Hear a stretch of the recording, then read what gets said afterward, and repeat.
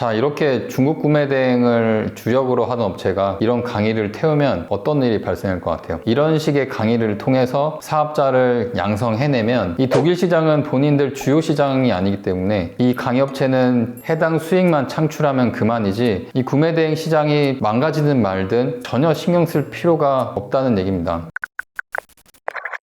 안녕하세요, 딩 사장입니다. 제가 어제 머리를 잘랐는데 망했어요. 최근에 제가 5년 만에 이 안경 태도 바꿨는데요. 집에 가니까 저더러 하는 얘기가 그 영심이라고 아실지 모르겠는데 거기서 영심이를 쫓아다니는 경태라는 캐릭터랑 똑같다고 얘기하더라고요. 씁쓸합니다. 제 씁쓸한 머리와 같이 오늘은 제가 씁쓸한 얘기를 좀 하려고 합니다. 요즘 들어 유럽 구매 대행 시장에서 양아치들이 너무 많이 늘었어요. 이걸 저뿐만이 아니고 저희 퍼클 강사님들도 다 같이 느끼고 있는 부분인데요. 왜 이렇게 구매 대행 시장에 자꾸 양아치들이 난입하는지, 그리고 구매 대행 시장에 이런 양아치 사업자들이 계속 늘어나는 이유, 그리고 이런 업체들에 어떻게 대응을 해야 되는지에 대해서 말씀을 드려볼까 합니다. 자, 우선 이런 양아치들이 자꾸 양산이 되는 이유가 뭘까요? 우선 가장 큰 이유로는 남의 뭐를 카피하라고 가르치는 양심 없는 구매 대행 강사들 때문입니다. 중국 구매 대행 시장도 마찬가지긴 하지만 이 유럽 구매 대행 시장의 경우는 보통 브랜드 상품을 취급할 수밖에 없기 때문에 내가 처음 올리는 상품 또는 내가 발굴해내는 상품을 찾기가 쉽지가 않습니다. 그래서 내가 찾아서 올리는 상품들이 당연히 다른 판매자들도 있을 수밖에 없는데요. 이런 식으로 내가 올린 아이템들이 여기저기 겹칠 수밖에 없지만 제가 문제시하는 이런 양아치 업체들은 아이템 땡땡땡과 같은 프로그램을 통해서 특정 몰에서 팔리는 상품들을 모조리 가져오는 못된 짓을 하는 업체들입니다. 문제는 이런 업체들이 요새 너무 많아졌어요. 심지어 상세 페이지에 있는 문구 그리고 상품 이미지까지 모조리 카피해가는 업체들이 우후죽순 생기고 있습니다. 가격 장난질은 기본이고요. 특히 열받게 50원, 100원 이딴 식으로 내려서 가격 장난질을 칩니다. 근데 더 웃긴 건 이런 업체들끼리 또 50원, 100원 경쟁을 하고 앉아있어요. 이런 걸 보고 있으면 정말 기가 막힙니다. 이렇게 통째로 내 몰에 있는 아이템을 전부 다 카피해 가면 공들여서 소싱한 내 노력이 다 부질없게 느껴져요. 물론 단순히 그렇게 카피해서 가격을 조금씩 내린다고 내가 잘 팔고 있는 상품을 모조리 다 뺏기진 않겠지만 어쨌든 화가 나는 건 어쩔 수가 없습니다. 이런 판매자가 점점 늘어나는 이유는 앞서 말씀드렸다시피 이런 방법들을 통해 소싱해서 판매하게끔 강의를 하는 업체들이 있기 때문인데요. 제가 혹시나 해서 이런 식으로 강의를 한 업체를 찾아보니까 있더라고요. 심지어 이 방법을 알려주는 업체는 원래 중국 쪽 구매 대행 강의와 관련이 있는 업체입니다. 지금 화면으로 잠깐 보여드리면 여기 보이시죠? 그냥 뭐 대놓고 카피하라는 얘기죠, 이건. 그래서 이게 뭐 하는 업체인가 해서 한번 제가 들어가 봤습니다. 여기 보이세요? 중국 직구 대량 등록을 했던 업체입니다. 확인해 보니까 교육 장소가 안타깝게도